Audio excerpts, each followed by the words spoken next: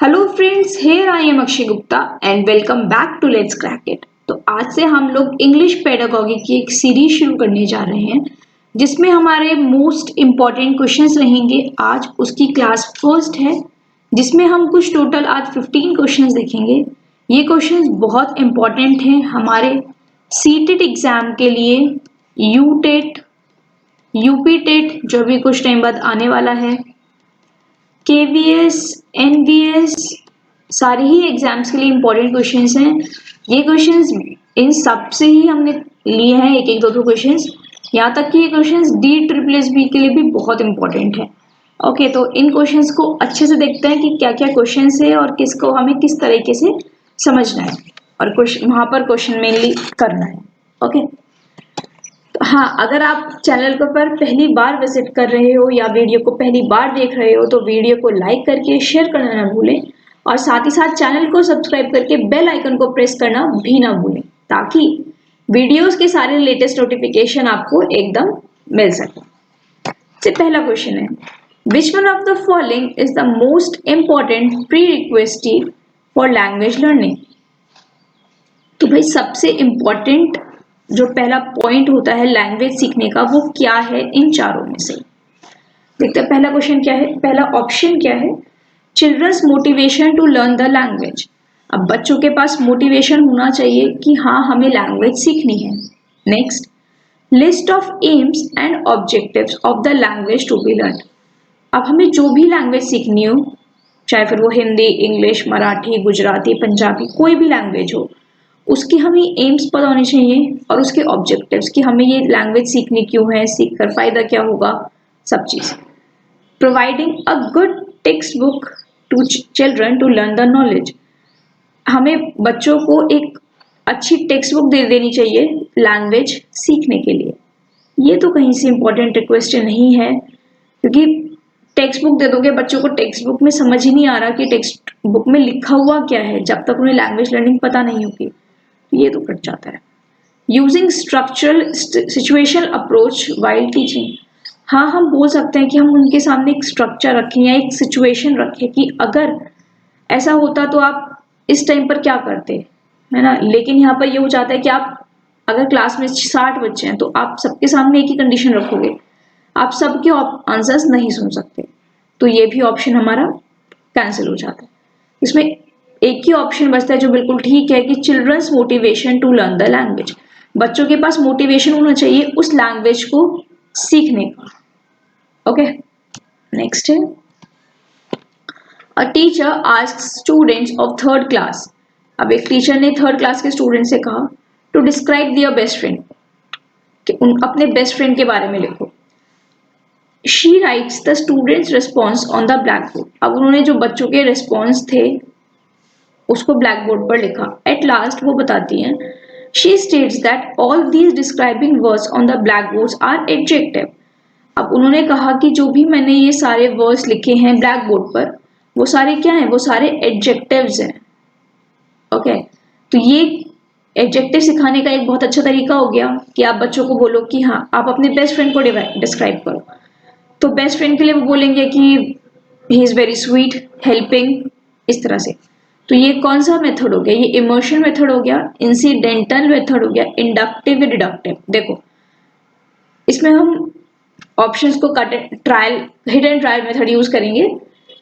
Emotion method, inductive, incidental method, ये तो कहीं से कहीं तक नहीं है, इंडक्टिव या डिडक्टिव में से एक है भाई। ठीक है, अब देखो हम लोग ने एडजेक्टिव सिखाना है, हमारा लास्ट एम एडजेक्टिव है ना।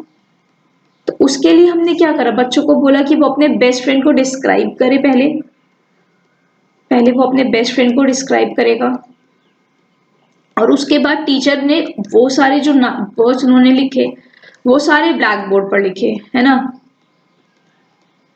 और फिर उनको बताया कि ये सारे एडजेक्टिव है। तो आप देख रहे हो कि इंडक्शन हो रहा है। हम एक बहुत बड़ी चीज को समझाने के लिए स्मॉल स्मॉल स्टेप्स लेते जा रहे हैं। तो ये हो जाएगा इंडक्टिव मेथड। क्योंकि जो डिडक्टिव मेथड होता है उसमें क्या होता है, हमने एडजेक्टिव बता दिया कि एडजेक्टिव ये होता है और उसके बाद हम लोग एडजेक्टिव से कुछ और चीज अगर समझाना चाह रहे हैं, यहाँ पर इधर डाइजेस्ट जाएगा, तो ये यहाँ पर अगर कोई चीज जाती है तो वो हो जाएगा डिडक्टिव मेथड। लेकिन अगर हम लोग स्टार्टिंग किसी बहुत सिंपल चीज से कर रहे हैं और कॉम्प्लेक्स की तरफ जा रहे हैं तो उसको बोलते हैं हम लोग इंडक्टिव मेथड। नेक्स्ट है rise and fall of tone. अब टोन में राइज एंड फॉल हो रहा है तो उसको हम क्या बोलेंगे, इंटोनेशन बोलेंगे, प्रोनाउंसिएशन बोलेंगे, स्ट्रेस या स्ट्रेन। तो ये सिंपल सा क्वेश्चन था, इसको थोड़ा सा याद ही करना पड़ेगा बिकॉज ये कुछ समझने वाला क्वेश्चन नहीं है। इसको हम लोग इंटोनेशन बोलेंगे। ओके, नेक्स्ट है which of the following is the most important about story telling. इनमें इन सारों में से क्या एक स्टोरी टेलिंग के लिए बेस्ट है या बहुत ज्यादा इंपॉर्टेंट है।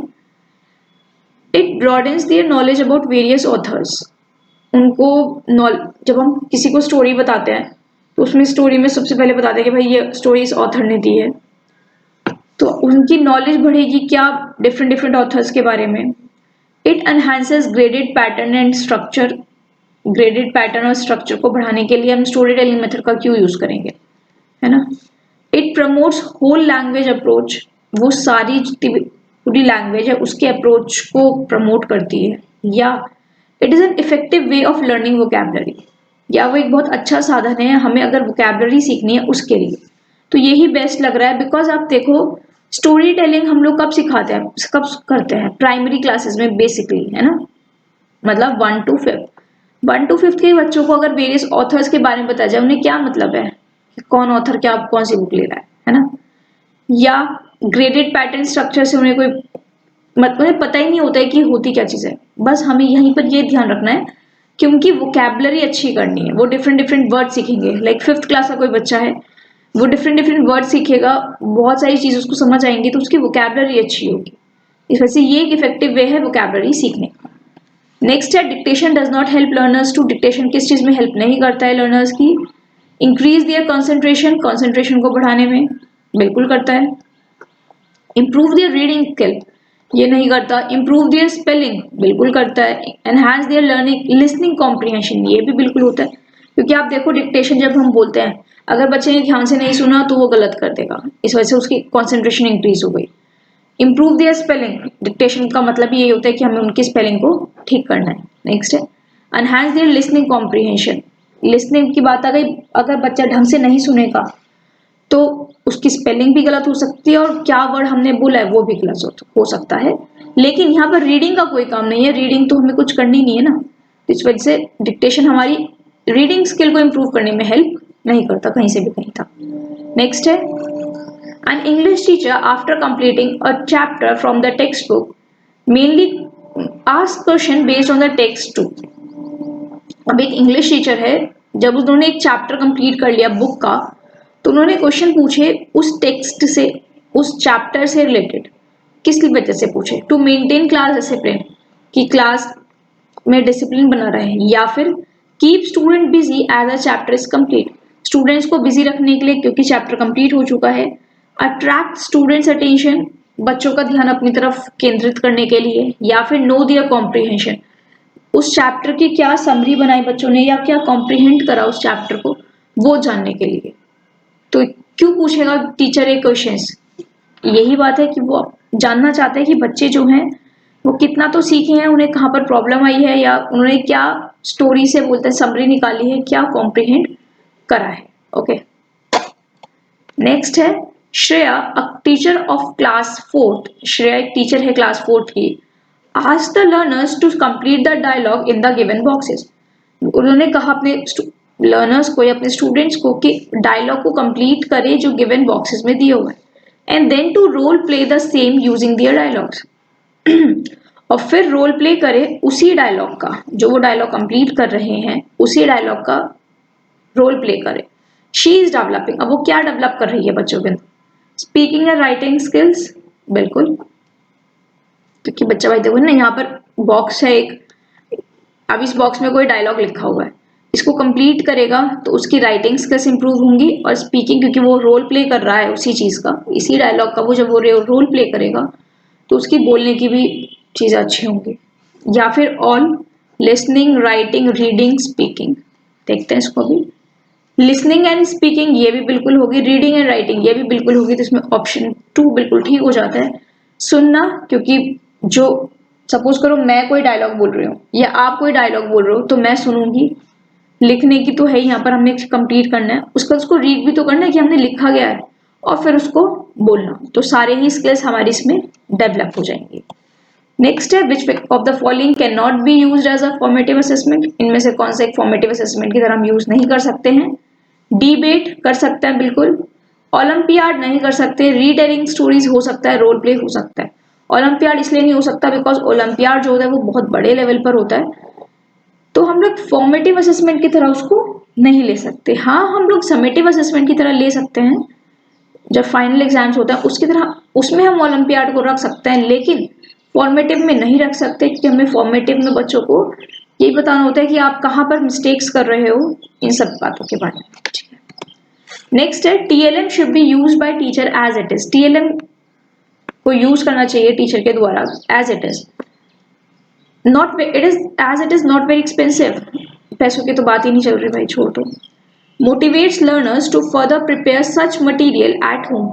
बच्चों को प्रिपेयर करना कि भाई तुम्हें और भी तरीके से इसी तरह के, ये जो मैंने लर्निंग मटेरियल तुम्हें दिखाया है, इसी तरह से तुम अपने घर पर बनाओ, या फिर सप्लीमेंट्स टीचिंग लर्निंग प्रोसेस, थोड़ा सा हेल्प करना टीचिंग लर्निंग प्रोसेस में, या फिर prepare students mentally to sit in class, बच्चों को मेंटली प्रिपेयर करना कि आपको क्लास में बैठना है। तो बेस्ट ऑप्शन कौन सा है? बेस्ट ऑप्शन सी है, बिकॉज देखो teaching learning material TLM teacher ने यूज कर लिया, ठीक है। अब अगर लर्नर्स मोटिवेट हो जाते हैं, स्टूडेंट्स मोटिवेट हो जाते हैं कि ऐसे ही मटेरियल्स अपने घर पर प्रिपेयर करने के लिए, तो इससे क्या होगा, वो अपनी बाकी की पढ़ाई, बाकी की स्टडीज पर कम ध्यान देंगे, है ना। बाकी की स्टडीज पर अगर वो कम ध्यान देंगे तो वहां पर उनका लॉस हो जाएगा। ठीक है, नेक्स्ट है, prepare student mentally to sit in class.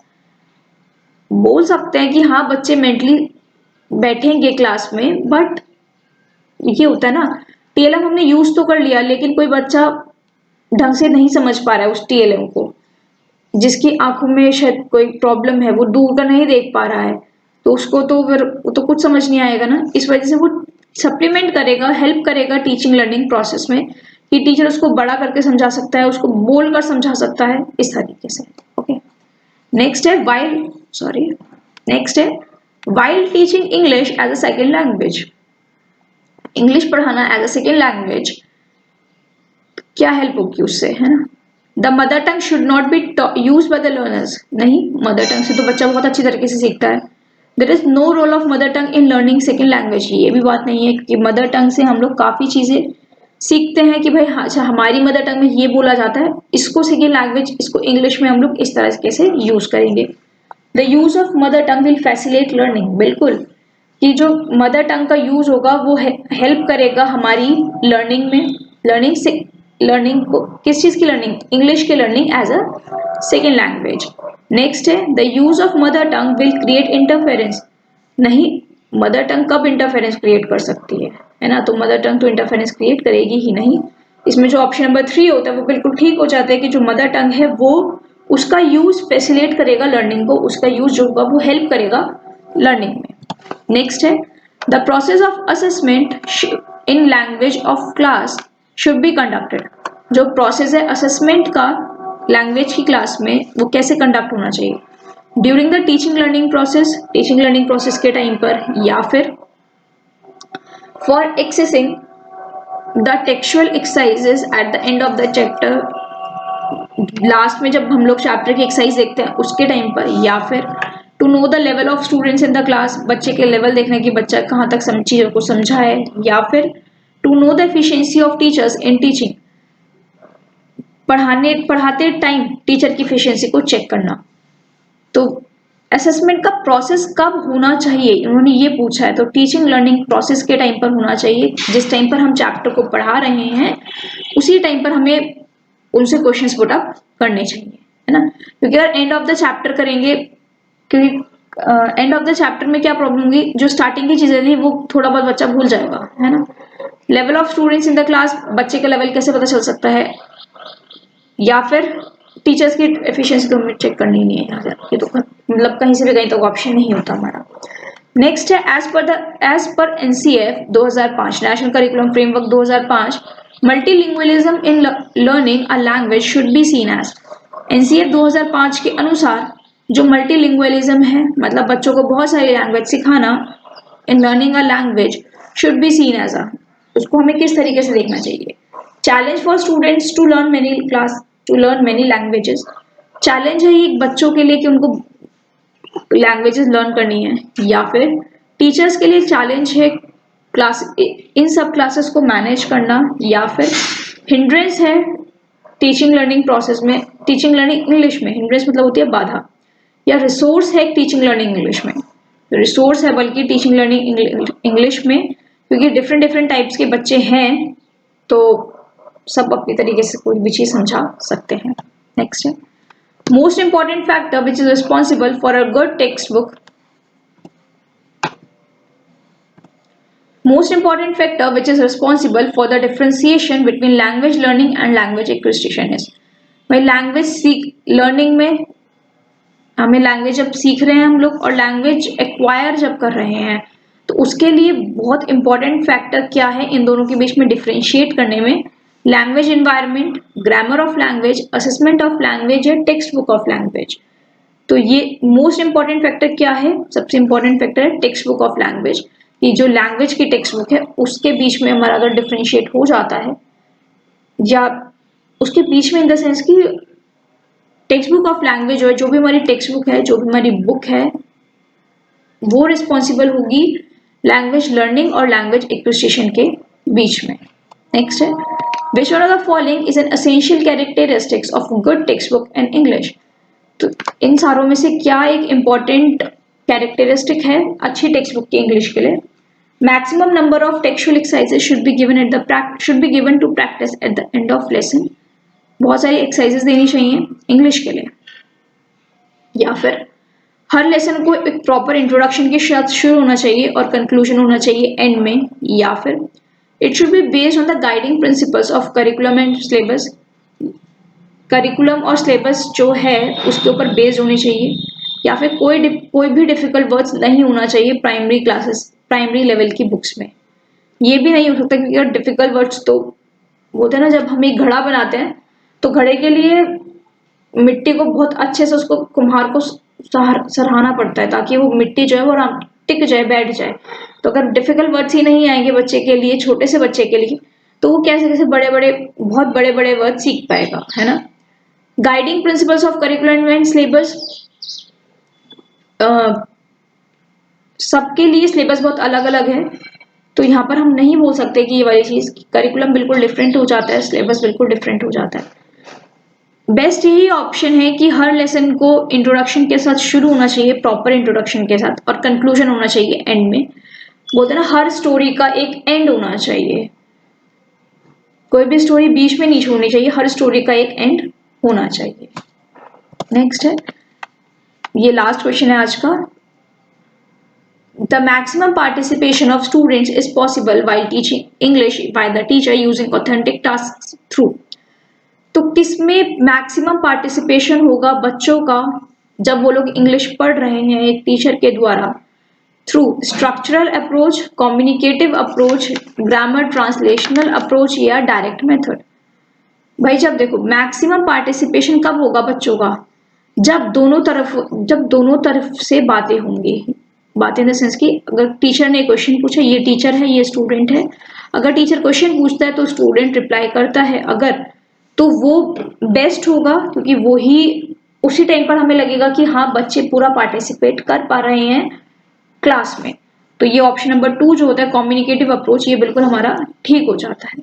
Okay, so thank you guys